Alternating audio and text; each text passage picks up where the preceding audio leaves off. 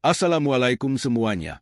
Sebelum kita mulai menyelami cerita horor yang penuh ketegangan dan misteri ini, saya ingin meminta sesuatu yang sederhana dari kalian. Jangan lupa untuk tidak hanya subscribe channel ini. Tapi jika kalian menikmati konten yang ada, saya akan sangat berterima kasih jika kalian bisa menuliskan Waalaikumsalam di kolom komentar bagi yang beragama Islam, atau menjawab salam sesuai dengan keyakinan kalian masing-masing. Jangan lupa juga untuk memberi like pada video ini ya. Ingat, salam adalah doa yang sangat mustajab dengan kalian menjawab salam di kolom komentar. Kita sebenarnya saling mendoakan kebaikan satu sama lain yang tentu jauh lebih berharga daripada sekedar klik subscribe. Oke, tanpa berlama-lama, mari kita langsung masuk ke ceritanya. Selamat menyimak. Di sebuah desa kecil yang jauh dari keramaian kota, terdapat sebuah sungai yang mengalir tenang di antara sawah-sawah hijau. Desa ini dikenal dengan adat istiadatnya yang masih kental, di mana kepercayaan leluhur menjadi pedoman hidup masyarakatnya. Namun, di balik ketenangan itu tersembunyi sebuah kisah kelam yang telah lama menjadi legenda. Seorang gadis muda bernama Aisyah dulunya adalah sosok yang ceria dan penuh semangat. Dengan kecerdasannya, ia sering membantu anak-anak desa belajar membaca dan menulis. Kehadirannya selalu membawa keceriaan bagi orang-orang di sekitarnya. Namun, hidup Aisyah berubah drastis setelah serangkaian peristiwa tragis menimpa keluarganya. Ayahnya, Pak Usman, adalah seorang petani yang dikenal bijaksana dan dermawan. Banyak warga desa mengusulkan agar ia mencalonkan diri sebagai kepala desa. Namun, lawannya, Pak Rahmat, adalah sosok ambisius yang tidak segan menggunakan cara licik untuk mempertahankan kekuasaannya. Beredar desas-desus bahwa Pak Rahmat akan menggunakan ilmu hitam untuk menjatuhkan Pak Usman. Suatu malam, Pak Usman tiba-tiba jatuh sakit tanpa sebab yang jelas. Tubuhnya menggigil, matanya memerah, dan ia terus-menerus mengigau. Kondisinya semakin memburuk meskipun telah dibawa ke tabib dan dokter, hingga akhirnya ia meninggal dunia. Beberapa minggu kemudian, Ibu Aisyah mengalami hal serupa dan akhirnya menyusul suaminya. Kematian kedua orang tuanya meninggalkan Aisyah dalam keterpurukan. Dari seorang gadis yang riang, ia berubah menjadi pendiam dan penuh kesedihan. Warga desa yang awalnya bersimpati mulai menjauh, takut jika tragedi itu adalah akibat kutukan atau ilmu hitam.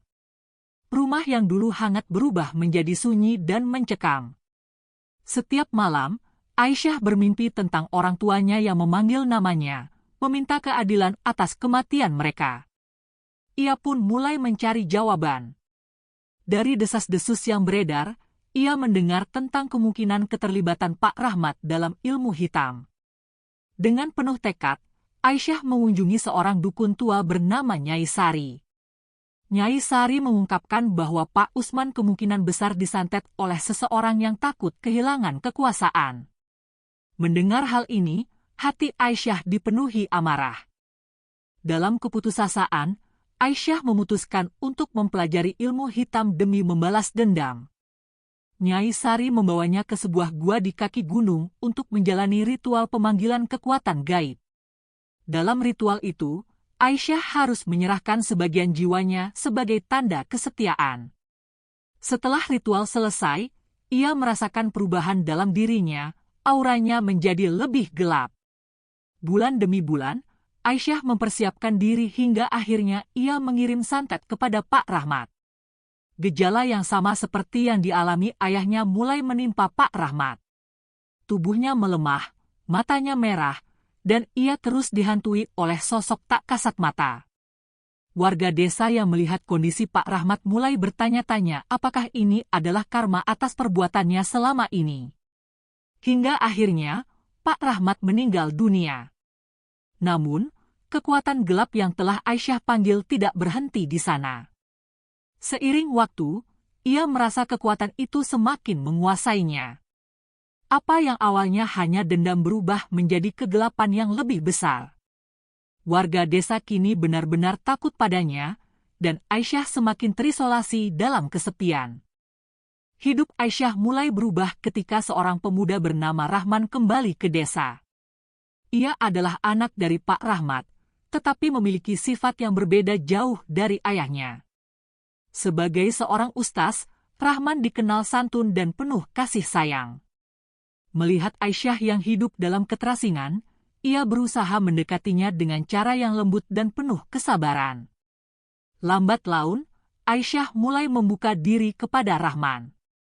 Ia menceritakan semua yang terjadi dan bagaimana dendam telah menguasai hidupnya. Rahman mendengarkan dengan penuh perhatian tanpa menghakiminya. Setiap orang bisa kembali, kata Rahman, tidak ada dosa yang terlalu besar jika kita benar-benar ingin bertaubat. Kata-kata Rahman mengguncang hati Aisyah. Ia mulai mempertanyakan semua yang telah dilakukannya. Dengan bimbingan Rahman, ia mulai belajar tentang nilai-nilai keikhlasan dan pengampunan. Perasaan cinta pun tumbuh di antara mereka. Namun, hubungan mereka tidak diterima dengan mudah oleh Ibu Rahman. Sebagai istri seorang kepala desa, ia menganggap Aisyah sebagai ancaman bagi reputasi keluarganya. Ia menyebarkan gosip bahwa Aisyah masih terlibat dalam ilmu hitam.